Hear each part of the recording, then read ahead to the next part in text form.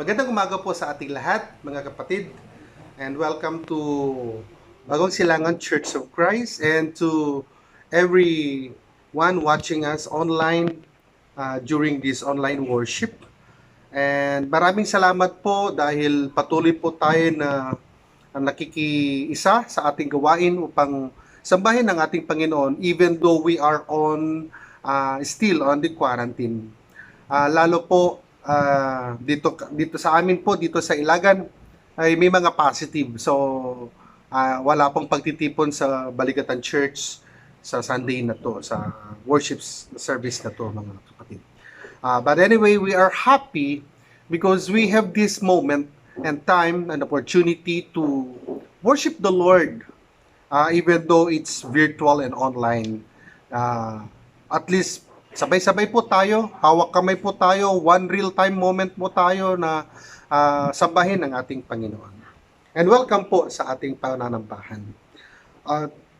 This Sunday, we will be starting a new series. Kagaya po ng sabi ng ating pastor, si Pastor Franco Valderrama. Our new series is Jesus Heals. Okay, so tatawagin po natin na Jesus Heals series yung messages po natin sa mga susunod na mga pagsamba po natin. Kung bakit kailangan natin ang kagalingan, ang pagpapagaling ng ating Panginoong Yesus, it is because we are in the midst of pandemic, sickness. So kailangan tignan po natin na Jesus has the power, Jesus has the authority over all our sickness.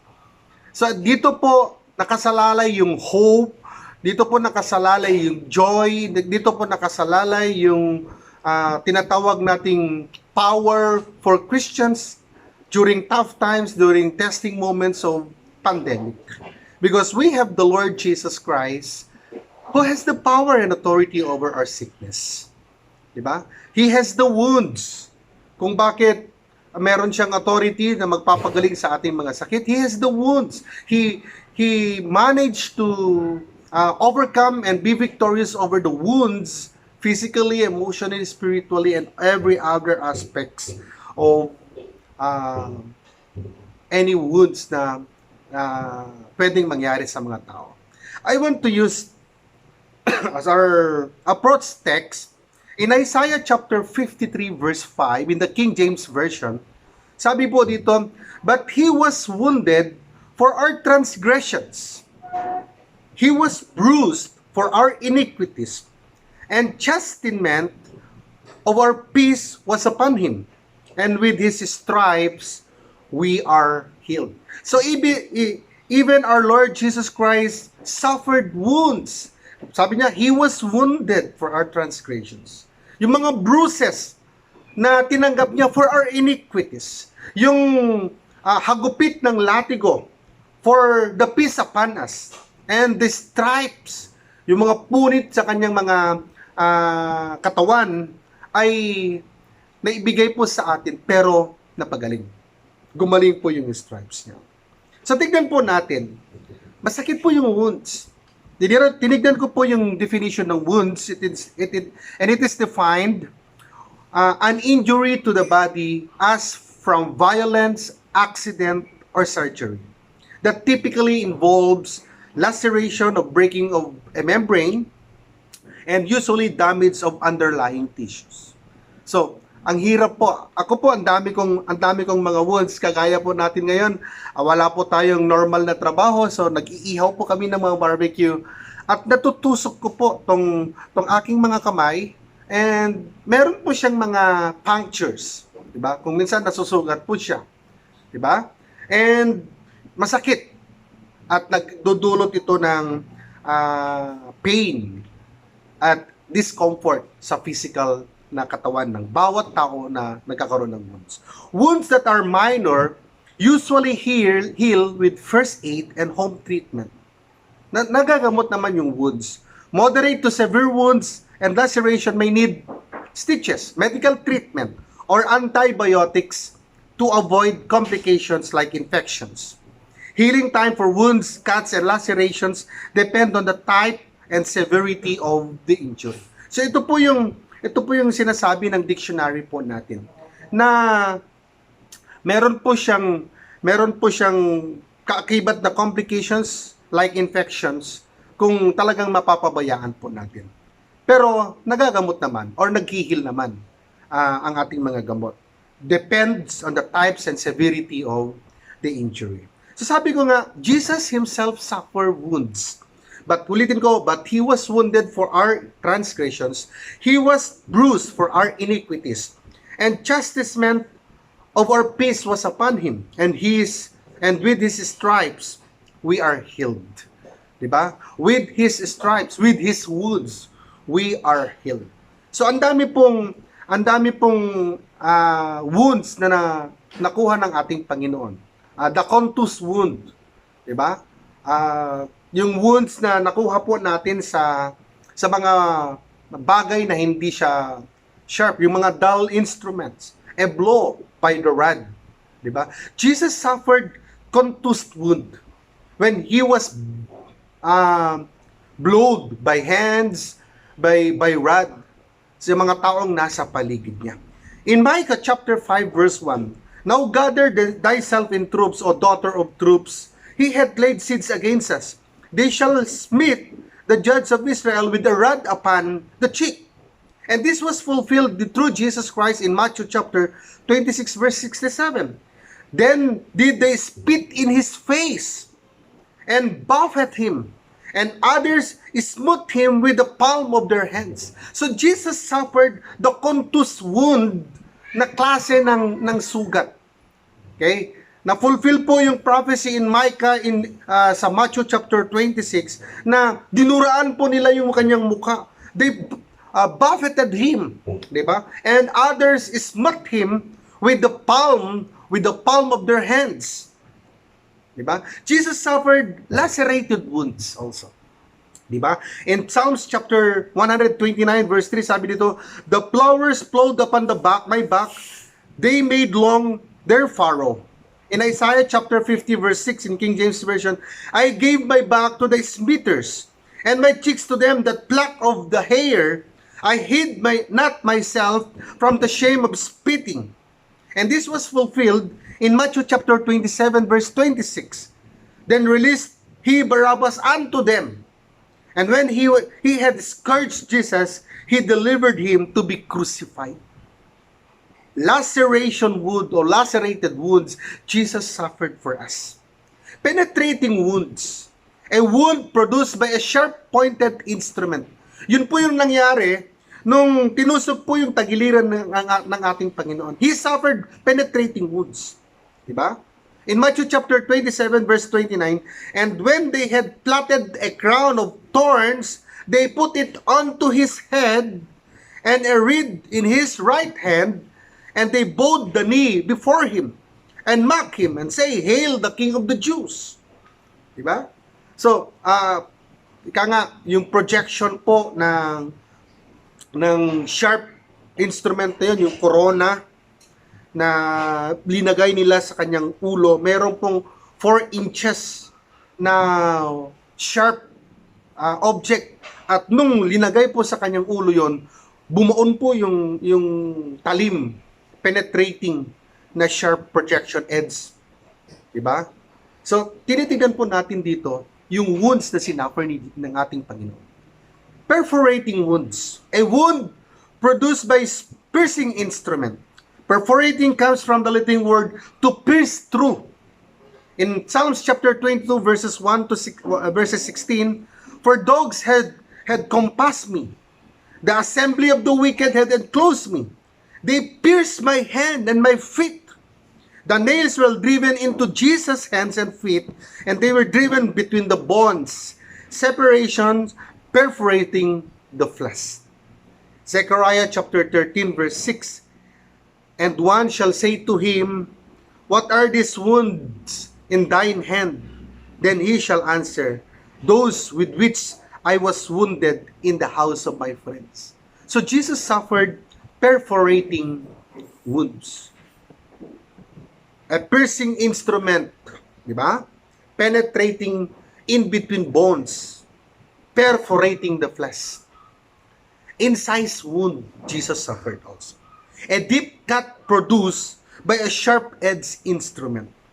In John chapter 19 verse 34, sabi po dito, but one of the soldiers with a spear pierced his side, and forthwith came through out blood and water. So ito po yung mga klase ng mga wounds that Jesus suffered during His Passion Week, during the day of His crucifixion. This wound was the last upon the body of Jesus Christ, yung pinirce po ng kanyang tagaliran, and was inflicted with the practiced hand the Roman soldiers to make sure and certain that whatever life present would be put out. Kailangan sisiguraduhin nila kung sino yung nakapako. Kung hindi pa siya patay, kailangan tutusukin. Or kung kailangan siguraduhin yung kanyang kamatayan, tutusukin po nila yung kanyang tagaliran. Diba? John chapter 20 verse 27. Then said he to Thomas, reach hither thy finger, and behold my hands, and reach hither thy hand, and thrust it into my side, and be not faithless, but believing. Ito po yung sinabi ng ating Panginoong Yesus kay Thomas, nung pinakita po niya yung incised wound na kanyang tinamo during His crucifixion. Jesus told Thomas to thrust his hand into his side. The very spear that pierced his side drew blood to save the sinners. Kung tiningnan ko po yung term na pericardium, di ba? Kasi yung Roman soldier tinusok po tong kanyang tagaliran that reaches the pericardium. Yung sac na kumukover ng kanyang puso. At pag na-penetrate po yung pericardium, lalabas po ang fluid or tinatawag nating water, amount of fluid, diba? About a teaspoon, sabi ng dictionary, to facilitate the motion of the heart, para magdudugo po siya. And imagine, almost 4 liters of blood flowed out from Jesus Christ. That 4 liters, a 1 gallon blood, is enough to heal us. Not only on our physical wounds, but also, especially for our soul and spiritual wounds. Diba? John, in John chapter 20, verse 27, was very perceptive that at the cross, sabi niya dito, water and blood flowed from the heart of Jesus. Diba? Yung encounter niya kay Thomas, what did Thomas want to see before he believed Jesus was raised from the dead? Ano yung pumasok sa isip ni Thomas? At tinanong niya, at gusto niyang makita kay Jesus, yung kanyang mga wounds. Diba? Through his wounds, Thomas believing. Thomas natanggal po yung kanyang faithless. Diba? At nakita niya, you are Jesus Christ. You are the Lord. You are God. Thomas wanted to see the wounds of Jesus Christ in His hands, in His legs, and in His side. Yung mga 5 parte ng kanyang katawan, magkabila ang kamay, magkabila ang paa at ang kanyang tagiliran. Yun po yung proof na Jesus suffered wounds for us. Jesus suffered these lacerations, these wounds na tinamo niya sa kanyang crucifixion. Bakit ko sinasabi ito, mga kapatid? It is because on His physical life, sinuffer po niya yung wounds na yun. And in His power and authority as the healer, naramdaman niya, naranasan niya kung gaano kahirap, kahapde, kasakit ang magkaroon ng wounds. And He is sure, our Lord is sure, na in our human life, hindi po natin kakayanin. Hindi po natin kakayanin yung suffering of these wounds. And through His wounds, we are healed. Through His wounds, we have the freedom of our sickness. Ulitin ko po, Isaiah chapter 53 verse 5. But He was wounded for our transgressions. He was bruised for our iniquities. And chastisement of our peace was upon Him. And with His stripes, we are healed. So yun po yung confidence po natin. With His stripe, we are healed. Prior for His crucifixion, nagkaroon po siya ng ministry of healing. Diba? So ito po yung confidence po natin that Jesus heals talaga. At gagamitin ko po, pag mag-search po kayo sa internet, i-search nyo Jesus heals, lilitaw po tong mga to. Jesus heals the blind man, Jesus heals the sick, Jesus heals the paralytic, Jesus heals the leper, Jesus heals the paralyzed man, Jairus' daughter, blind Bartimaeus, a man born blind, a bleeding woman, and other else written in the Bible. So ang dami pong mga examples in the Bible that Jesus heals our wounds. Gagamitin ko po ngayon sa umagang ito yung situation ng leper man. The leper doesn't come demanding Jesus heal him. Alam po yung situation nito, he come not to demand healing. Pero sabi niya, he has faith. Jesus can heal him. But listen how he asks. Listen how he asks. Listen what the leper way of asking. Sabi po ito, Lord, if you are willing, you can make me clean. No arguing for his rights, no demanding or begging, just a simple trusting acknowledgement that Jesus can heal him if he wants to. And Jesus responded using the same language, I am willing. So ito po yung situation. Di ba? Ito po yung situation na kailangan, ito po yung pakikipag-usapan ko sa umagang ito. Jesus heals sickness. Jesus heals wounds. Jesus heals every disease. Pero anong gagawin po natin? Number one, it's okay to ask Christ for healing. It's okay to ask Christ for healing.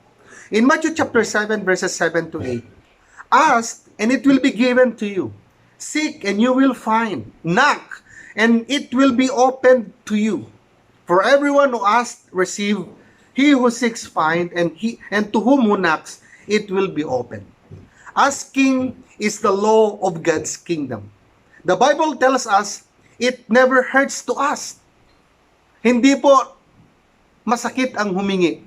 Diba? Because God delights in giving to those bold enough to ask Him. The leper man came into the presence of our Lord Jesus Christ and he asked. Sabi niya, Lord, I can be healed. I will be healed if you are willing. He asked. Diba? Humingi po siya willingly. No arguing for his rights. No demanding or begging. Humingi po siya. Diba? Sabi po dito, somehow this leper gets word about this asking policy. Jesus promotes and he comes to Christ to see if it really works.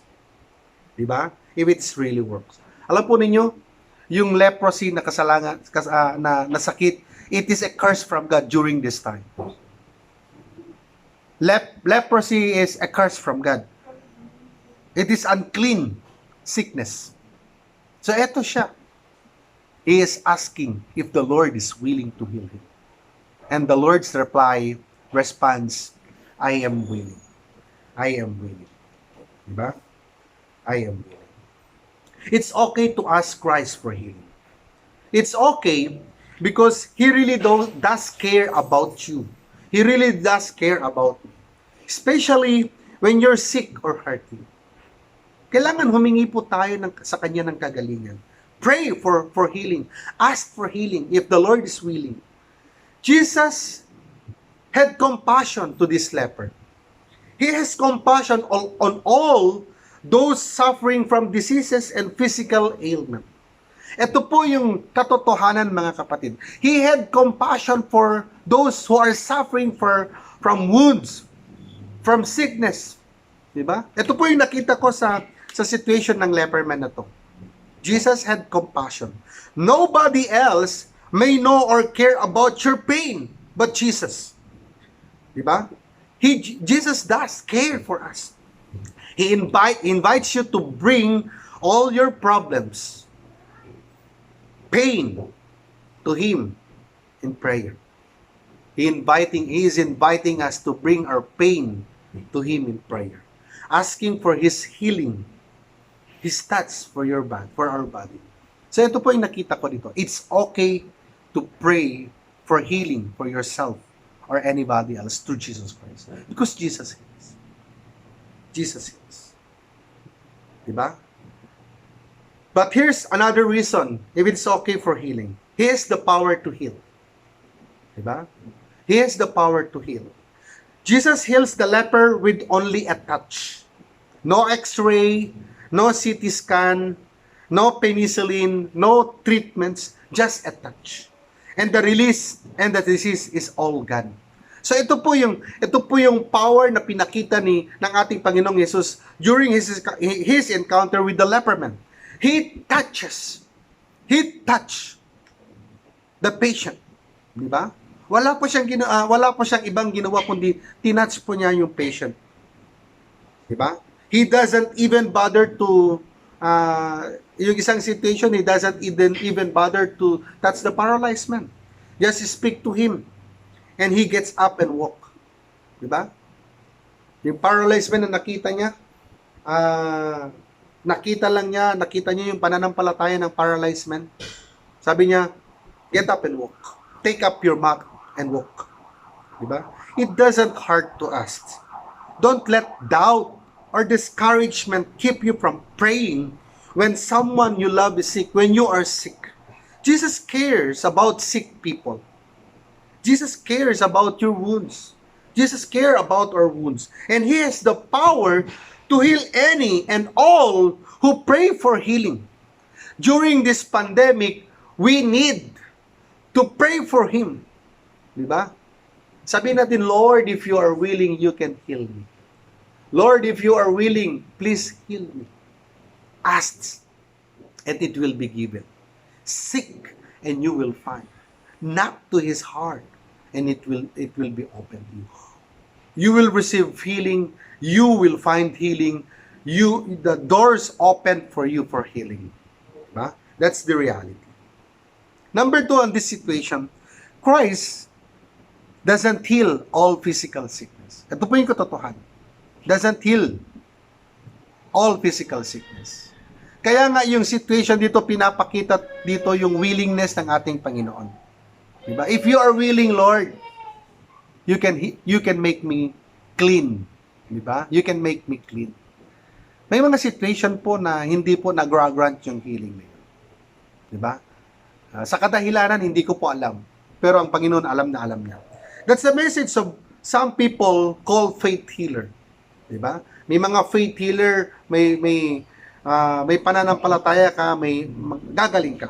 They claim Jesus not only died to save us from our sin, but also from our sickness. Diba? In their mind, it is never God's will for you to be sick. And if you pray and have faith, anybody can be well, can be made well. Yun po yung sistema ng mga faith healers. Sabi na may pananampalataya ka, gagaling ka. 'Di ba? Totoo naman siguro, 'di ba? Pero hindi lahat ng sakit papagalingin ng ating Panginoon. Kung ganon, wala nang katapusang healing, and you will find yourself na matandang-matanda. I will give you an example. The exchange between Jesus and the leper in verses 12 to 13. The leper does not come demanding Jesus to heal him. He has faith Jesus can heal him, but listen how he asks.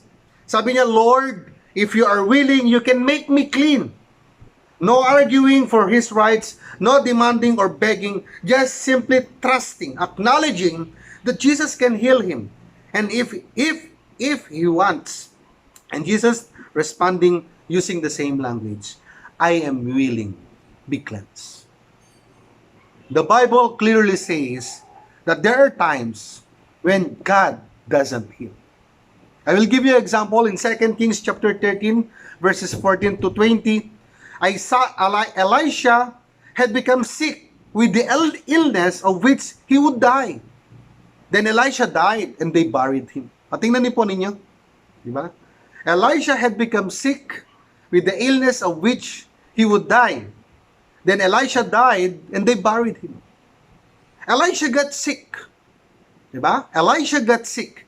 The same Elisha who raised a boy from the dead in 2 Kings chapter 4 verses 18 to 37. The same prophet who cleansed Naaman's leprosy in 2 Kings chapter 5 verses 1 to 19. Diba? The same Elisha who had watched his mentor Elijah got up to heaven in a chariot of fire without getting sick or dying. There is no fairy chariot of Elisha. He got sick and dies, apparently according to God's plan. So God's plan po, even Elisha got sick and died. He was a prophet. He was a prophet God used to heal. God used to raise dead. God used to heal leprosy. Pero nung siya yung nagkasakit, Elisha had become sick with the illness of which he would die. Then in verse 20 of 2 Kings chapter 13, Elisha died and they buried him. Diba? More often, sickness is just part of living in a fallen world. Wounds is just part of our living in this fallen world. Diba? Where bad things happens to good people. God doesn't owe us healing. Hindi po utang ng ating Panginoon na hindi po tayo niya pagagalingin. Or often He uses sickness to help us grow stronger in our faith. Gagamitin ng ating Panginoon yung mga wounds natin for us to grow stronger in our faith. In 2 Corinthians chapter 12, verse 8 and 9, sabi dito, concerning these things, I pleaded with the Lord 3 times that it might depart from me. And He said to me, my grace is sufficient to you, for my strength is made perfect in weaknesses. Diba? My strength is made perfect in weaknesses. Ito po yung sabi ng ating apostol, si Apostle Paul. My strength is made perfect in weaknesses. Diba? In this situation, the greatest miracle is not healing of the body, but the healing of the soul. Imagine, let's go back to our situation, the leper man. Do you notice Jesus does something a little usual when He heals this paralyzed man? When He heals the leper man, when He performs healing. Diba?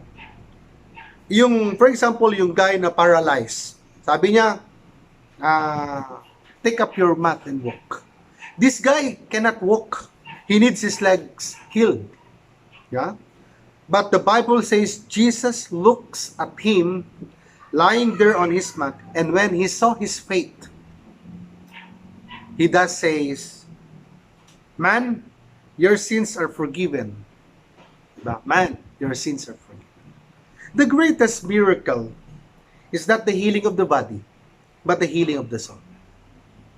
Like the paralyzed man, the leper man, sabi niya, you can make me clean. Diba? You can make me clean. Ang kalinisan ng ating kaluluwa, ang pinakamagandang healing na pwede nating matanggap sa ating Panginoon. One reason was to provoke the reaction he got from the Pharisees. Nung sabi niya sa paralyzed man, your sins are forgiven. Diba? Kung bakit niya sinabi yon, one reason is to provoke the minds of the Pharisees. Sino itong nagpapagaling na nga meron pa siyang authority to forgive sin? Diba? Pinapakita ng ating Panginoon, Jesus heals the wounds, not only healing the wounds of physical sickness, but healing the wounds of our spiritual sickness, of our soul. Diba? Of our soul.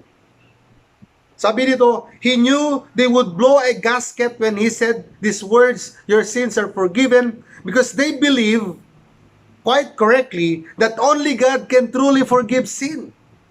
Diba? Yun yung mga thinking ng mga Pharisees. Diba? They saw Jesus as a miracle worker, as a healer, a preacher, and a rabbi, but he wants to be sure they understand he is more than all of this. He is God. Jesus heals our wound. Jesus heals our sicknesses. He is just proving that he is not just healer, that he is not just a preacher, that he is not just a rabbi, that he is God. Healing wounds is only a work of God. Kung bakit pinapakita ng ating Panginoon that He heals sickness, that He heals wounds, pinapakita niya na siya ay Diyos sa atin. Diba? Isaiah chapter 53 verse 5, uulitin ko. But He was wounded for our transgression. He was bruised for our iniquities. And chastisement for our peace was upon Him. And by His stripes, we are healed.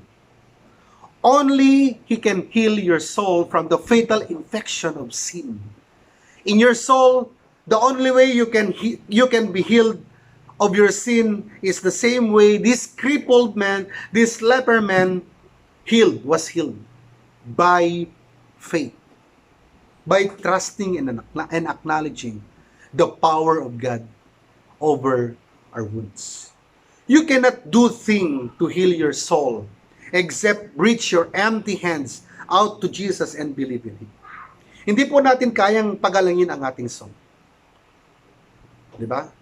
Only you reach out your empty hands out to Christ and believe in Him. But when you reach out to the great physician with nothing but in faith, He will heal you. This is the greatest miracle of healing. The healing of a soul from sin.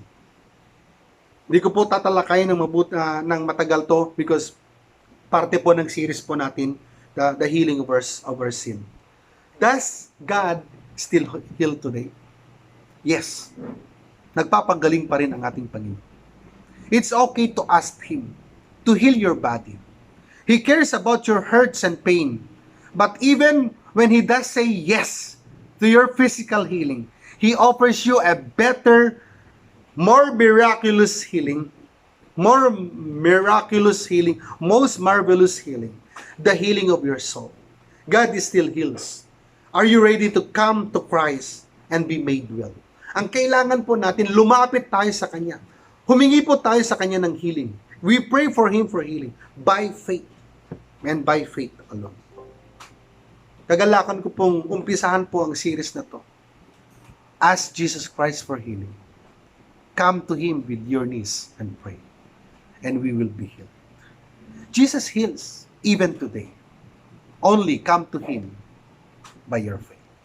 This pandemic, we will be victorious because we have God, the one who heals us from our wounds. We have God, the one who cleans us from our sinfulness. We have God, the one who cares for our wounds.